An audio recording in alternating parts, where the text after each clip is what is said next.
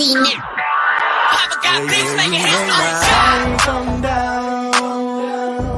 Ooh, you make my high come down. Always tripping when you come around. Never have to cut you out like right now. You see, I don't have to drive me. You can say that for your mama. Maybe you should smoke some. Me and try the marijuana. I was never you good. The vibe was straight. Showed you a couple of things and they finished change. I treated you right. Everything was a gift from a time to your bag and the color on your lip. Yeah, you Welcome to the Seahawks Man-to-Man podcast, powered by Blue Wire. Shout out to the new company.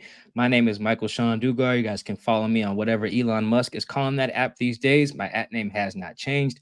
At Mike Dugar, that is MikeDugar. Thank you to everyone who is watching or listening via our YouTube channel. Seahawks Man-to-Man is the name of the channel. Seahawks Man, the number 2 man. From audio people, just slide over there to YouTube, hit like, hit subscribe. You can come right back to audio. That's fine. But that little gesture right there means the world to us. Make sure you also follow us on our other social media platforms, Seahawks Man-to-Man on Instagram and Seahawks Man-to-Man on TikTok. That's what the kids are doing these days, and that's what we shall do as well. Thank you in advance for that. Chris, go ahead. Talk to him. What is going on, everybody? It's your boy, Christopher Kidd. You can follow me on Twitter at CKIDD206, and that's CKid206. And we're at 3,830 subscribers. So if my math serves me right, we're just 170 away from 4K. So let's get us there. So if you're listening right now via Apple, Spotify, iHeart, and you haven't subscribed yet, just go to YouTube, Seahawks Man, the number 2 man, and make sure you subscribe. Appreciate it. We are back with our midweek episode. Last week, we introduced a new segment called One Big Thing, which hopefully you guys enjoyed. We're going to do that on top of talk to someone who covers the Seahawks' upcoming opponent. We'll have someone who covers the Dolphins later in the show. First-time guests on the Seahawks Man-to-Man podcast. I'm excited about that. Love when we get new people and new voices on the program. But before we get to that, before we get to the Dolphins, we want to go through one big thing that Chris and I both had after watching the tape of the Seahawks game. Seahawks obviously beat the Patriots in overtime 23-20 in week 2 up in Foxborough, which, as I noted on the last show, is not very close to Boston at all. I learned that in my first time up there. That's quite the trek there from Boston to Foxborough. But anyway, last week, both of our one big things, Chris, were very relevant. You talked about DK and getting the ball to him, and what do you know? He had like a $130 and a tug on like 14 targets, 10 catches. He's very productive, and getting the ball to him was very big in terms of them having success. I noted that the importance of Ken Walker and how he kind of needs to be the engine of the thing. He did not play in week 2, and their engine almost sputtered. So you kind of see, you see the effect of not having Ken. I had mentioned that Ken needed to be the guy, but then not having the guy, you see what their offense looked like. Fortunately, the Seahawks have 2 guys on offense. One of them is Ken Walker. The other is Eugene Cyril Smith III, otherwise known as Geno Smith. So shout out to him. So this week, after watching the film, digesting it, we'll each have one big thing that we talk about that's either relevant to the last week, pertinent maybe going forward, whatever it is. It's vague enough that Chris and I can do whatever we want. Chris, would you like to start? Or would you like me to start this week with one big thing? Well, you know what? I'll do you a favor. You started last week, so it's only right that I go ahead and do it this week. My one big thing that I will start with and who I'll go with is Tyler Lockett. And I'm sure a lot of listeners are like, Tyler Lockett, he didn't have a great game, Chris. What did he do? And it's not about whether or not he had a good game. It is when the Seahawks needed him, he came up big. He came up clutch. Mike, what were his stats? Can you give me what he did against the Patriots?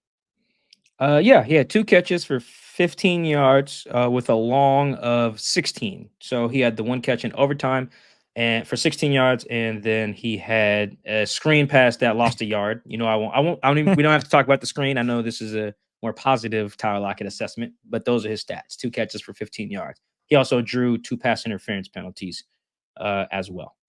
Now I'll be honest.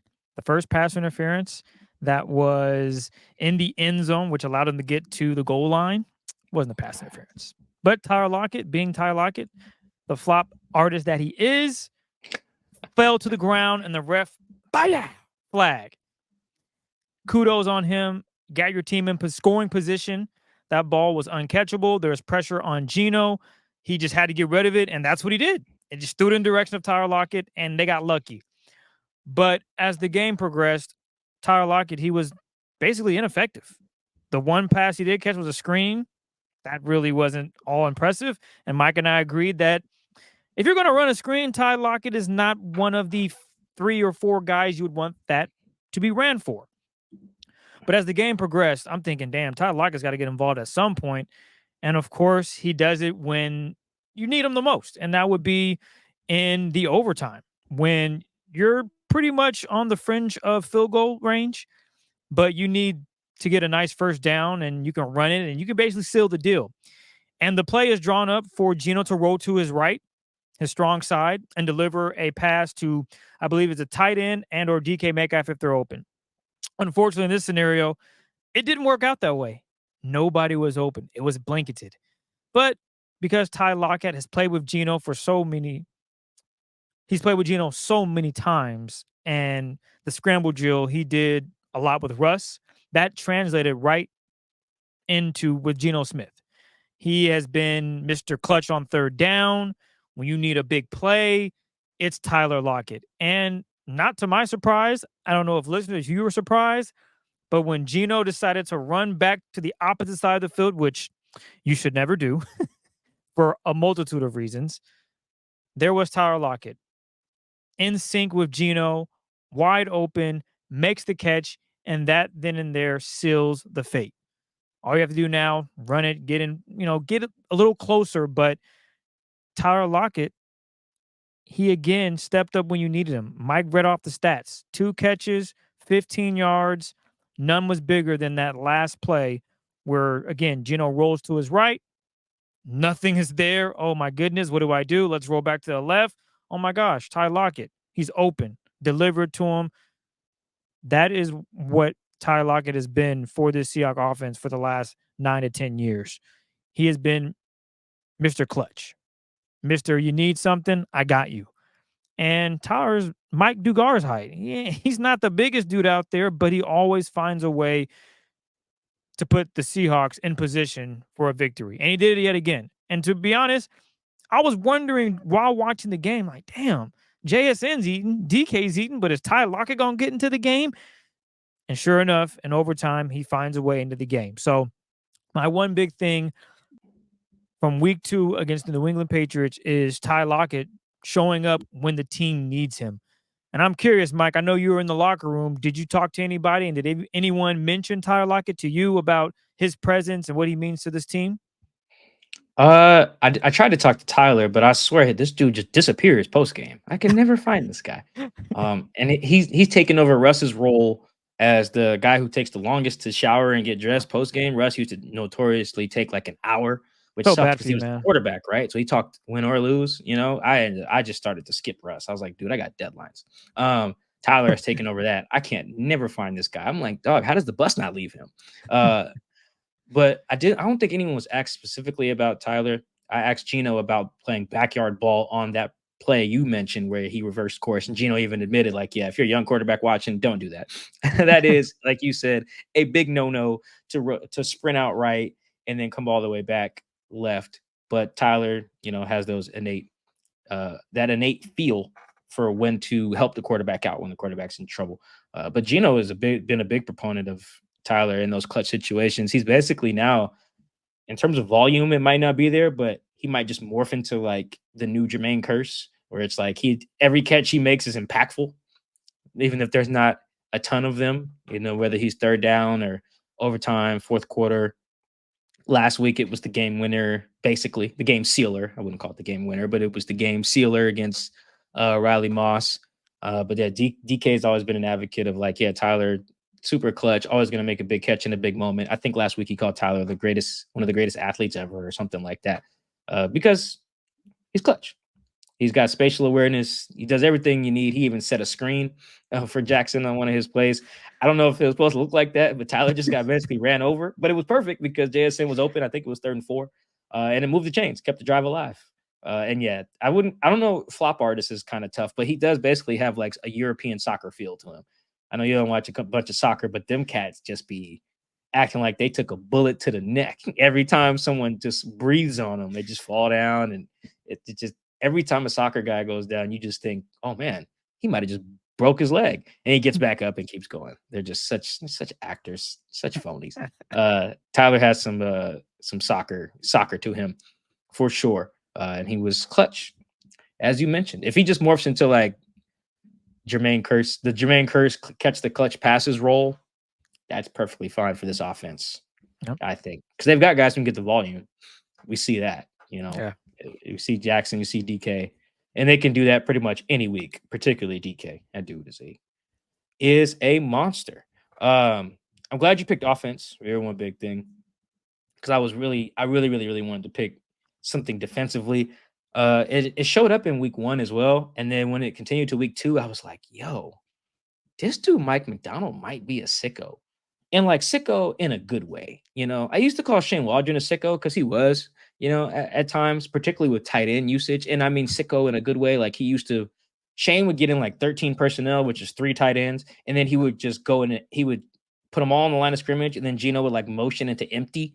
So now we have like a running back split out wide, Disley split out wide, Colby split out wide. What was their other tight end? They got a black dude. Oh, Noah Fant split out wide, and then you'd have like, it wouldn't even be one of the premier receivers that they have. It'd be like Derek Young, and just like or Eskridge, and this would be like their 13 personnel and empty on first down, and Gino would just sling it, or he would just like Shane just had ways of just being a sicko.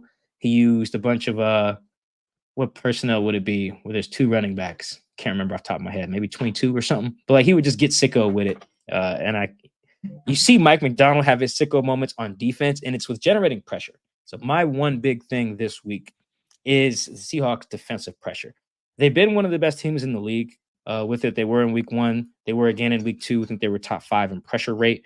And it may not feel overwhelming because of the sacks. The sacks are not there. The Seahawks have they only have 5 sacks. Their sack rate is 6.8%, which is only 19th in the league. So they're not getting the quarterback on the ground very much. Even when they sacked Bo Nix, they only got him twice, but it was both out of bounds. I don't even know if he actually went to the ground.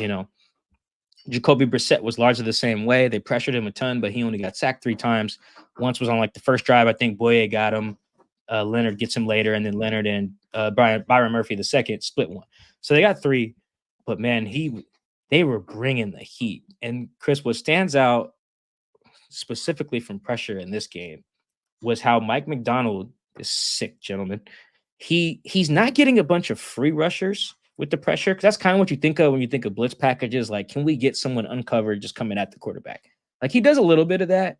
I shouted out your research on it as the last episode, where you found one of the plays where he uses a double cornerback blitz to just confuse the hell out of Jared Goff against the Lions last year when Mike Macdonald was with the Ravens. He dials up something very similar to get Reek and Spoon coming from each side of Jacoby Brissett. Neither one of them gets him on the ground, which is crazy. But he was able to get basically quote unquote free rushers there. But what I think Mike's been really good at, particularly in week 2, is messing with the protections and the O-line to get one-on-ones for his guys. And what I think has really stood out is he's not like confusing the O-line per se, but he's just putting his guys in position to just win one-on-one. So I give you an example. We had one, you guys will probably remember this play. It was 3rd and 10, and Boye damn near has a sack on Jacoby Brissett. But the way he gets that was really special. You got Rayshawn looking like it's about to be single high. Julian, it looks like they're kind of in man with the single high look. It's 3rd down. Spoon's up at the line of scrimmage. Tyrell Dotson's up at the line of scrimmage. Tyrese Knight is up at the line of scrimmage. It looks like the heat is coming.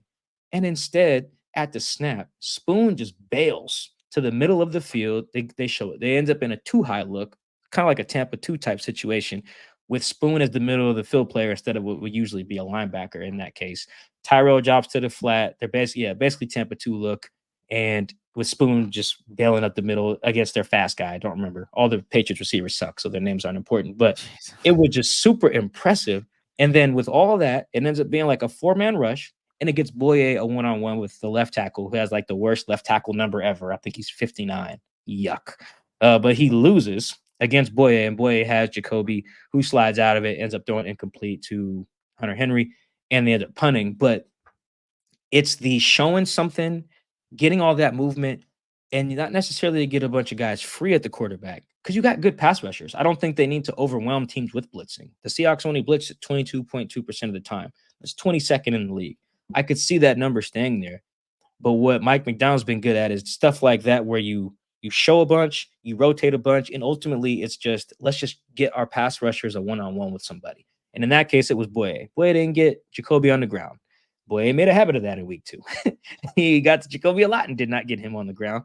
Another example, 2nd and 10 in the third quarter, because I loved this as well. This time he blitzes Rayshon Jenkins. It's a 5-man protection, although I think D Hall might have got chipped on this. But either way, it ends up being 5-on-5. Rayshon and then 4 linemen. But what that does, y'all can count 5-on-5. Everybody's one-on-one. So this is the case where you got Leo can get busy. Byron Murphy can get busy. D Hall can get busy. You know who wins? Boye Mafe whips the left tackle again. He was on that left tackle's ass in this game, and he doesn't get him on the ground again. He ends up wrapping him up, but Jacoby throws it in the dirt at someone's feet at the last second. So it ends up being I think it ends up being just a incompletion. But then I think on the next play he gets sacked by Leonard Williams. But the point there is like Mike is finding ways. You hear vaguely in the preseason, and Chris, you probably peeped this too in the press conferences. You hear of like coach puts his guys in position to make plays. Like you can probably control F all the transcripts from Mike Macdonald in the summer, and they all say something like that. Put your guys in position to make plays. And it's very vague, but it's very common. But this is what that looks like. How can I free my guys up to get one-on-ones, particularly my interior guys, because Jay Reed and Leonard are beasts, but you can only beat so many double teams, right? And you even look at like Big Cat, his sack, which I think comes after Boye's QB hit that I was just talking about. Tyrese Knight is at the line. Tyrell Datson's at the line. It's kind of like an overload situation on the line, and the line, because it's an overload, he says, all right, we're going to slide all the stuff to 90 and 91, and then you're going to get a one-on-one with, I think it was Leonard versus whoever number 74 is. I don't know everybody from the Patriots names. It's the Patriots. We don't care. But the point is that Leonard got a one-on-one with number 74, and he just whips this guy. His name is Michael Jordan. I wrote it down because it was Michael Jordan. That's why I wrote it down. I was like, oh, M. Jordan. That's cool. Anyway, so you get the offensive line slide, and then boom, 99 gets the one-on-one with 74, gets him on the ground. And I love it. I love the idea of like, we don't need to send a bunch of guys because that does leave you exposed to big plays. You're vulnerable in coverage. And especially if guys miss, like we saw Spoon, we've seen Spoon do already, and we've seen Reek do already. Like you want to get your little guys free, little guys meaning like DBs. You want to get them free rushers because how many pass rush moves does Reek and Spoon have, right? But I think what's going to be impressive and is what is far more sustainable, which is why it really is my big thing, is getting your linemen the one-on-ones. Because you got guys who can win. That's what's really stood out. Boye's like top 5 in pressure rate right now, I think. Leonard's top 20. That's huge right there. Leonard's at 19% his pressure rate. That is amazing for a defensive tackle. Like, that's nuts. The league average is like 10%, 10.5. So think about that. Boye's at like 23% pressure rate. Leo's at like 19. Those dudes are kicking ass.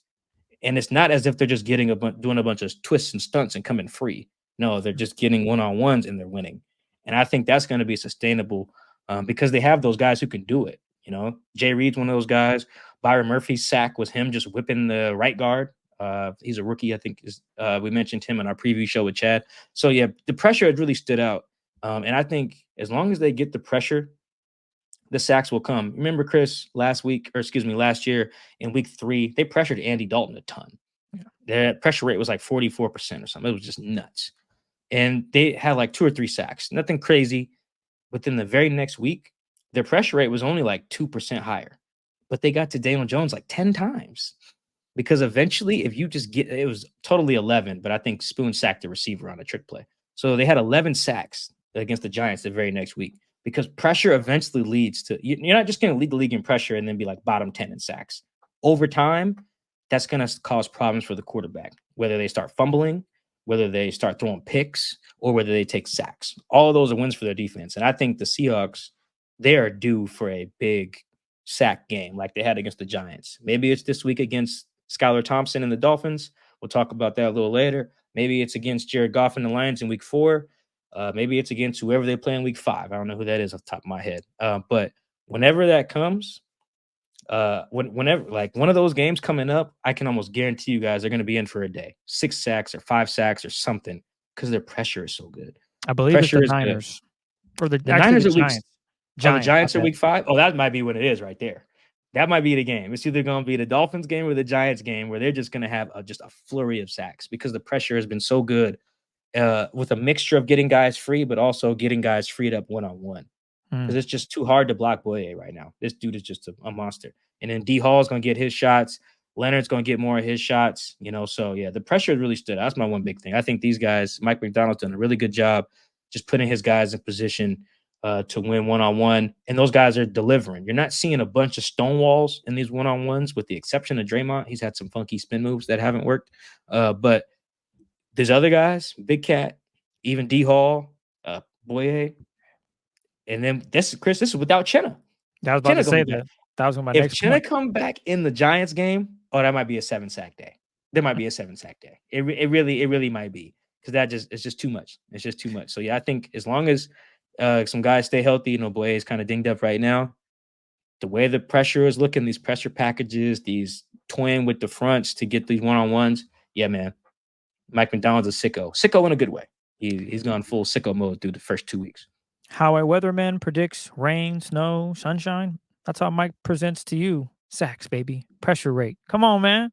Make it rain with them sacks. So, fantasy owners, if you're looking week 7, I need some sacks. I need some plays. Seahawks and Giants. Go ahead and pencil that in. I think that's week. You said it's week 5, right? That's after the Lions apologies. game. I got the weeks all mixed up. So, week 4, Lions. Week 5, Giants. Week 6, Niners. So, week 5, go ahead and see about getting those Seahawks as your defense for fantasy. Or if you want to gamble, you have a chance there. I don't know what the line is, but maybe it might be somewhere around 5.5 sacks. Go ahead and take the over. Yeah, no, it's really impressive, man. I'm just really impressed by the way also the way the guys are winning too. Yeah, they just have it's not a bunch of like cleanup sacks either, where like the guy scrambles around for a long time and then someone gets him on the ground. Boye's was more like a pursuit sack on Jacoby, but in general, you're just seeing guys win. Byron just won. Leonard just won. Jay Reed's been winning, just not getting home. D Hall's been winning. Boye's, like I said, been kicking ass. Like Boye, I would say for my money, just looking around the league, Boye and Aiden Hutchinson probably been 2 of the best pass rushers in the league. Probably Nick Bosa as well. Those 3 right now. I don't know where they rank in pressure rate per se, but they're all killing it. Boye is right in that tier. Boye is due for like a game. I think Aiden just had 30 sacks on Baker Mayfield in his last game. I think Boye is gonna have a game like that's kind of my if we end this with like a bold prediction for the year. I think if Boye is healthy, he's gonna have like a game where he has like 4 sacks. I really think that he's got a lot of really good moves. He's strong, but then he's got that little like cross jump whatever joint that is just really he's really good with his hands. He's fast. Man, yeah, Aiden already leads the league in sacks with 5. He had 4.5. Yeah, Boye is gonna have a game like that. He's gonna have a game like that this year. I'm pretty sure, or like 3 and a forced fumble or something. He's just too active. Mike Macdonald scheming it up too well. Yeah, man. One big thing: pressure, pressure, pressure. Without blitzing. Without blitzing, that is huge. You still got 7 in coverage. That's but a win. You're just getting these one-on-one. One of the plays. Sorry, I'm going a little long here, but one of the plays they had today, I didn't write it down, like the down and distance and everything, but one of them, the scheme worked so well that I think like Byron got triple teamed. And I think it was D Hall was one-on-one with the right tackle. Like that's nuts. I don't think D Hall won, but like those type of things where everyone like you're still getting 5-man protections against your 4 rushers, but you're getting it just where you're in an advantageous situation. So as long as That's going to work all year, with the exception of playing like Kyler Murray, because that dude different. And Josh Allen. Those two, these mobile guys, yeah, it won't work against them. But everyone else, though, oh yeah, they're going to have a really good day getting to the quarterback. I could see the Seahawks being eventually like a top 3 sack team because all the pressure that Mike's been dialing up. It's been some good stuff. There it is. Well, that's one big thing. Coming up next, though, Mike, we have a special guest because we got to preview the Seahawks and Miami Dolphins. We got to figure out what the Dolphins are doing over there. Will Tua play? Not likely, but coming up next, we are going to talk with Isaiah Smalls, who covers the Miami Dolphins for the Miami Herald. All that coming up next. It's like I'm on the radio. What am I doing? It's a podcast. I mean, it kind of is. You're pivoting to the next segment. It's just the same true. thing. Yeah, we probably got some ads coming up soon. Yeah, same thing. We do have an ad coming up, but coming up next, we'll chat with Isaiah Smalls again. He covers the Miami Dolphins for the Miami Herald. All things Miami Dolphins. Seahawks coming up next. We are welcoming a new guest to the Seahawks Man to Man podcast. He covers the Miami Dolphins for the Miami Herald. We have Isaiah Smalls II joining us on the show. What's going on, Isaiah, everybody? What up, man? Welcome to the Seahawks Man to Man podcast. How you doing? I appreciate it. I'm honored. I'm good. Hey, can I shout out the full name? That is fire. Yeah, I appreciate it. Yeah. I'm named after my grandparents, or my grandpa, excuse me. So I gotta show love. Claude Isaiah Smalls II is the full government. It's Claude. That's what the C is. Oh, yeah. All right. Yeah. Like not gonna lie, I thought it was just C, and I was like, "That's fire." But it don't matter because that's a dope name for sure. No, that is hard. I'm glad we got that on there. Like I said, you're new to the show, new to covering the Dolphins as well. Recently, just got that job at the Herald, formerly held down by a homie, friend of the show, Daniel Oyefusi. Shout out to Daniel. Shout out Daniel, homie. Yeah. So the audience doesn't know you. Tell us a little bit about you, man. What you were doing before you took over at the Herald, man. How you got to this job? For sure. So I've been at the Herald for 5 years now. Started right after grad school. The Herald hired me. Was doing breaking news at first. Then about a year in breaking news and started covering like race and culture. So that's a little bit of like, education, movies, music, like it's a little bit of everything, right? All having to do with, Black Miami, really like putting on for Black Miami. And then, when Daniel got the big boy job at ESPN, I was like, okay, I've always wanted to cover sports. Back when I was doing the breaking news stuff, I was made an effort to do a lot of sports stuff, right? So I was covering a little bit of Miami Hurricanes, wrote about the Heat on numerous occasions, covered the Super Bowl when I was down here. So I was trying to build up to doing, a little bit more sports reporting, but then COVID hit, right? And so that kind of threw everything off. And so, very excited to be here, though. Excited to be here with you guys, and just excited for the season for sure. And the Dolphins, I mean, you haven't been on the beat very long, but boy, they kept you busy, huh? With Reek. Now Tua's brain turned into mush again on national TV. They've been keeping you busy over there. Yeah, it's definitely no rest for the wicked, man. We've just been grinding ever since the Tyreek stuff. It was just crazy. So I was literally walking out of my door when I saw that, and literally like you can't script it any better, right? As somebody that has been writing about race here in Miami for the last 4 years, you can't really. I obviously don't want that to happen, right? But like as somebody that just with my background and stuff, it allowed me to do some really interesting things with the coverage. So it's been not necessarily a good start, for them, but just for me personally, it's been interesting just to see how everything works for sure. It's never boring over there in Miami. Even their Hard Knocks didn't Reek's house catch on fire when they're on Hard Knocks. Like exactly, it's been everything except necessarily the product on the field, which has been lackluster. So it's about to get a little bit worse too. So. All right, Chris, let's do it. Let's dive into it. Let's get into it. The offense. No Tua. What's this? What's this offense?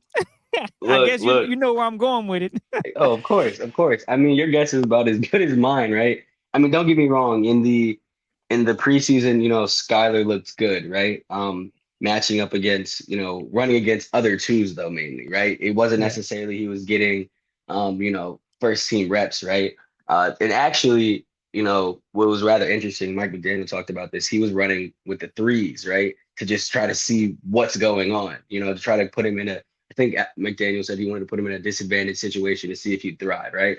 Well, now he's being thrust into the ones, right? And so one thing I do like about, Skylar is a little bit more of a gunslinger, right? He's willing to take chances, right?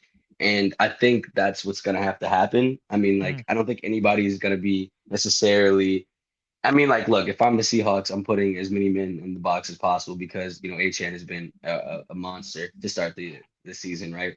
But then outside of that, you know, for me, I was talking about this yesterday on the Dolphins podcast. Like, Skylar just has to be like a great point guard. You just have to get the ball to your playmakers. If he does that, then maybe the Dolphins have a chance, right? And limits the turnovers. Of course, you have to limit the turnovers. I think, especially with the DBs out of Seattle, right? Like, y'all got some good guys over there, so he has to keep the ball within his hands and not make any costly turnovers because that'll be honestly the end of the game.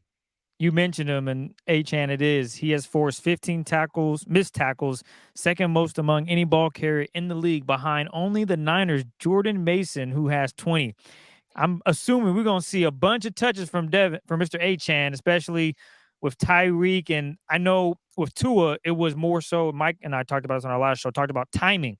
And Skylar just doesn't have that timing with Jalen nor Tyreek. So I would assume we're about to see a heavy dosage of Mr. Achane. Yes, of course. And I think what complicates stuff even further, this kind of flew under the radar, but both of the starting linemen on that offensive line on the left side, Teron Armstead and Robert Jones, they both left the game early on Thursday. That kind of went under the radar, right? And so now if they don't even play, like, it's looking a lot worse, especially considering, that's his blind side, that's Skylar's blind side. So it's not looking good all around. So definitely Achane has been somebody that has been very, very impressive. I think he set his career high last week in receptions, targets, and receiving yards, right? And then literally followed that up against the Bills with another game in which he matched his targets and receptions, right? So they're trying to feed him the ball in a multitude of ways. And I think, he might be he might be a huge factor on Sunday. Hopefully, they'll have Teron and Rob Jones on that offensive line because it'll be very scary without them. How tall is Mr. Achane? Because it appears to me he's not the biggest dude. So is his body going to be?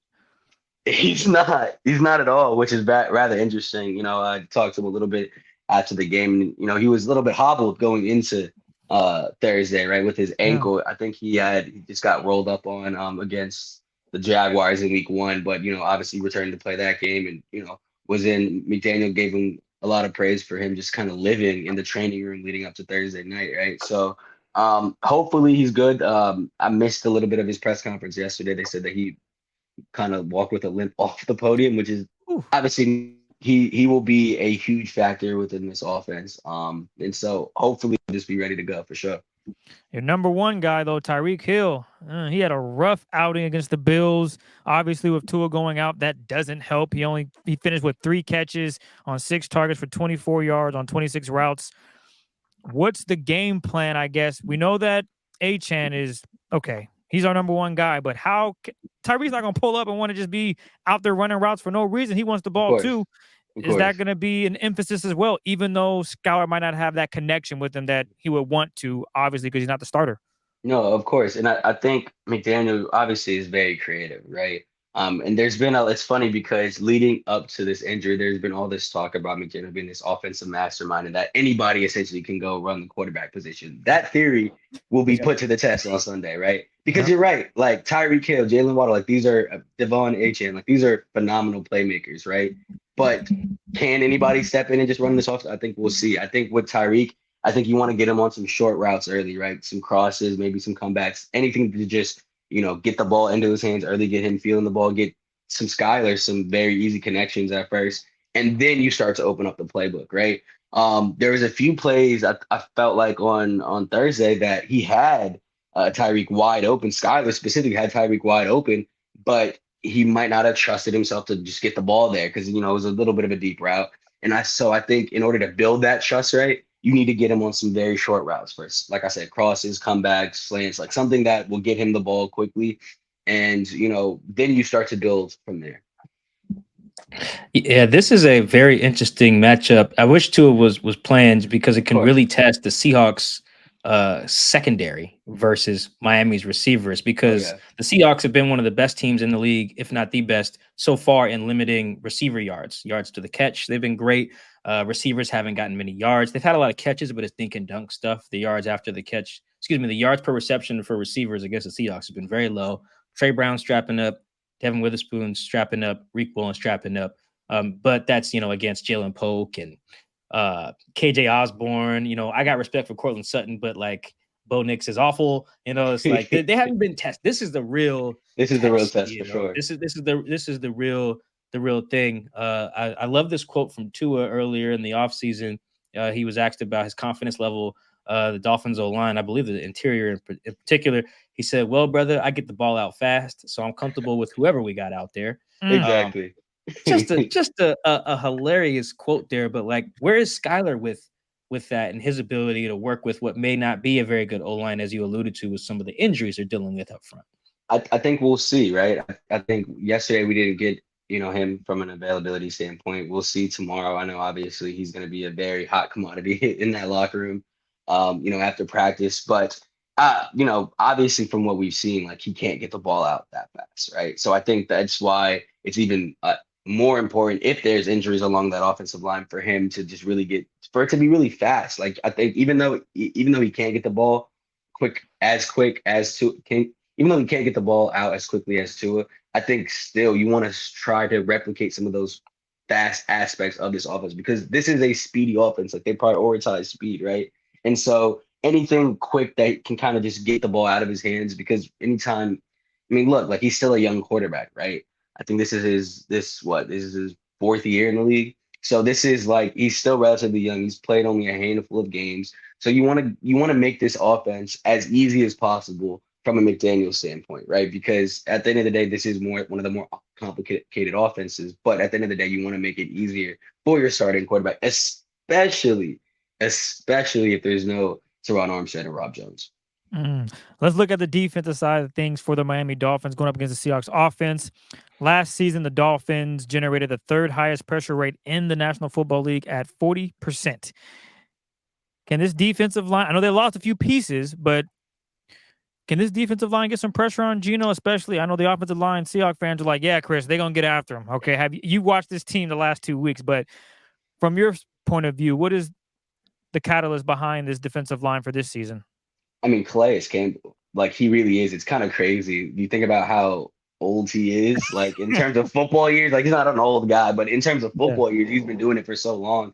And it's kind of strange considering that, like, everyone around the team is like, yeah, like we don't really see him as an old guy because when he goes out there and he, is a game wrecker like he is, it's hard to call that man old, right? And that's kind of what it's been over the last 2 weeks, right? Like without him on the field, the defensive line is totally different, unfortunately.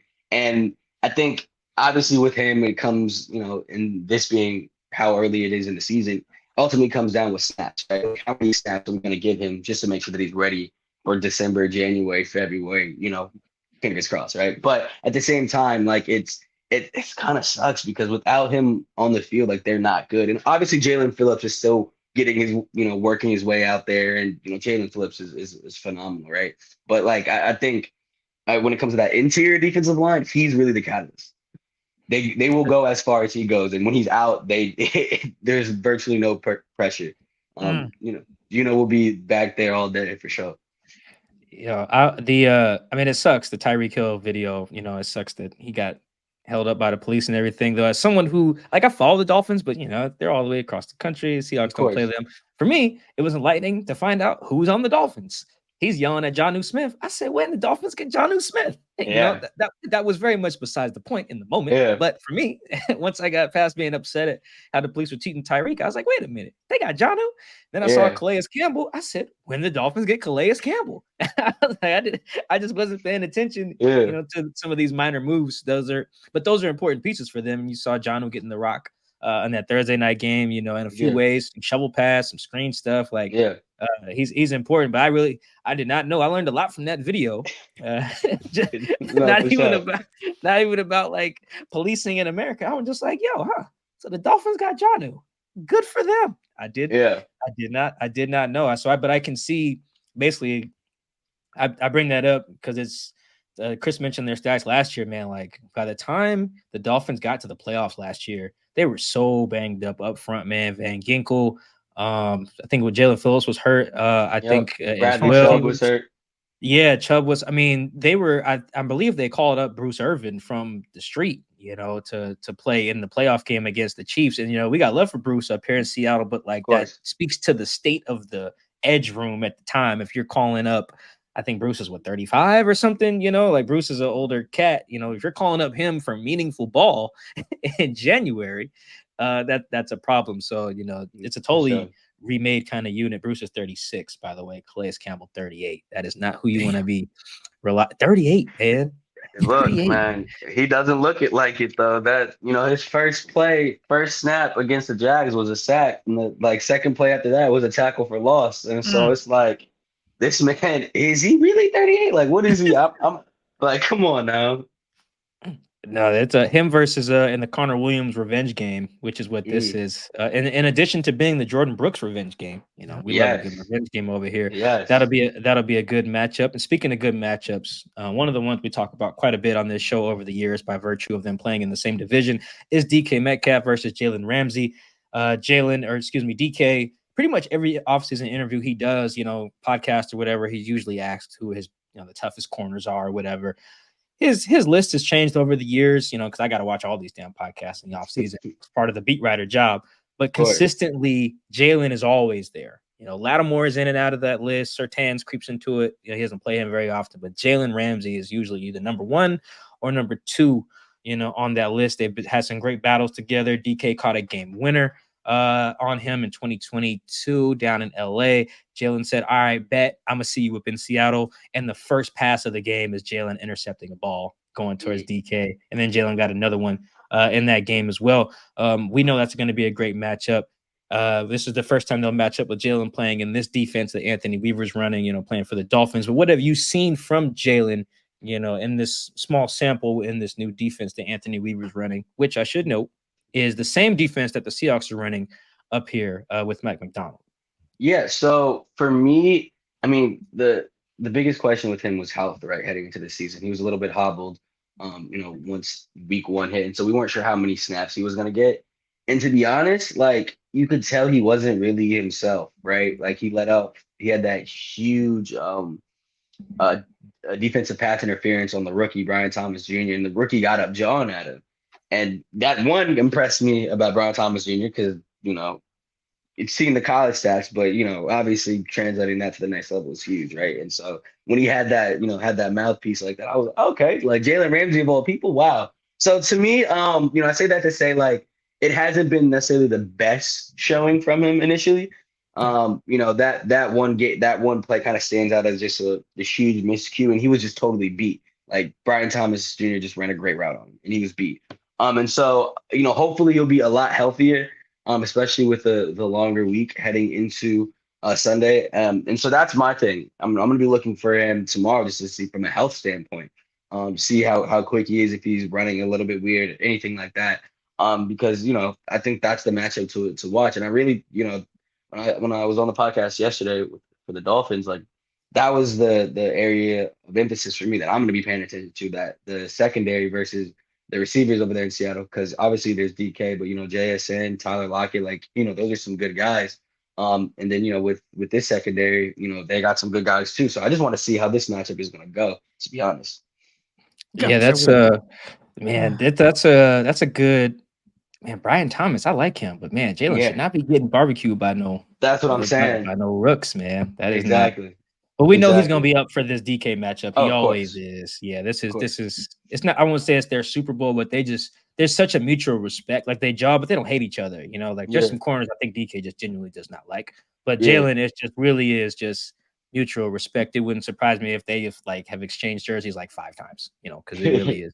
It really is respect there. So that'll be a great matchup to watch. Before we get to the prediction, Isaiah, that we're going to have you do, Something I forgot to mention in the offensive segment, the Dolphins are 5th in yards per play on screen passes, averaging 8 yards per play on those. That is something to watch when they have the ball. Skylar Thompson, Skylar, get the ball out. The Seahawks have been one of the worst teams in the league defending screens so far, historically, and this season in particular. So another little small chess piece or chess match element to watch. But without further ado, let's get your prediction in here, Chris. Before we get Isaiah's prediction and his over/under, how have our beat writers done to start the year? Very impressive. So far, the reporters are 2-0, straight up picking games. And Mike, did we come to a conclusion? I know we were discussing it beforehand. We were saying it's a push or no? I think we'll give Chad 1-1, or we'll give Chad the win against the spread. We'll go 3.5 was the line. Right. I think I saw 3.5 at kickoff. So that would mean our beat writers were 1-1 against the spread, 2-0 straight up. Yes. And then last week, Chad picked the Seahawks to win 17-16. Seahawks won 23-20. And over and under, Chad also nailed that, taking Ramondre Stevenson over 74.5 yards. Stevenson, 21 carries for 81 yards and a tug. So the reporters are 1-1. All right. So without further ado, Isaiah, give us your prediction, your score prediction for Dolphins at Seahawks. The Seahawks are favored. We're going to go by 4.5 right now, which is the most recent line that we've seen. What you got? So I got 23-10 Seahawks. I don't think, I think the theory that anybody can run this McDaniel offense will fall flat come Sunday, 4:05 p.m. When Skylar struggles. I'm going to be honest with you. I think he's going to be, you guys are going to get a lot of pressure on him. He's going to make some mistakes. I'm going to say two interceptions. And yeah, you guys are just going to, it's not going to be close from the very beginning. I like it. I like the definitiveness of the prediction there. And then for our individual player over under, we're going with Achane, right? Yep. Okay. Achane. Total yards, so it's receiving and rushing, because he's like you said, he's been involved in both. We're gonna go 119.5. There's our over under for the week. What do you have? Under. I'm going under that for sure. Ooh, definitely under. Yeah. I think you guys are just gonna stack the box, and it's just gonna be. He's gonna catch more balls than he probably has in the. Well, he probably because back-to-back 7 week. I think he might catch maybe a ball or two less. But I'm not definitely under that for sure. All right. And I think, what did we say, Chris, before we looked this up before we had Isaiah on? I think Achane is averaged about $130 a week, but that is with Tua and an entirely different offense with Skylar. Of course. It could get, as Isaiah's predicting, it could get nasty in Seattle with the Seahawks hosting the Miami Dolphins. Isaiah, before we get you out of here and thank the audience, you've alluded to the Dolphins podcast a couple times. Do you want to plug anything? Stories? Your own pod? The floor is yours, my brother. Go ahead. Yeah. Dolphins in depth. Definitely subscribe to that. You can follow me on all social media platforms at St. Claude, STCLAUDEII. St. Claude II. Excuse me, I'm tripping. So I'm plugging the wrong joint. So I appreciate y'all for having me. Look forward to watching this game on Sunday. And I appreciate y'all for sure. Thank you guys for watching and listening to the Seahawks Man to Man podcast. Make sure you follow us on Instagram, Seahawks Man to Man. Chris on Twitter or X, whatever Elon Musk is calling it, CKid206. I am on X or Twitter or whatever the hell it's called now at Mike Dugar, MikeEdugar. How the hell I mess up my own name? Isaiah Smalls II. Thank you for joining us on the show. Appreciate you. Until next time, folks. See you later. Peace.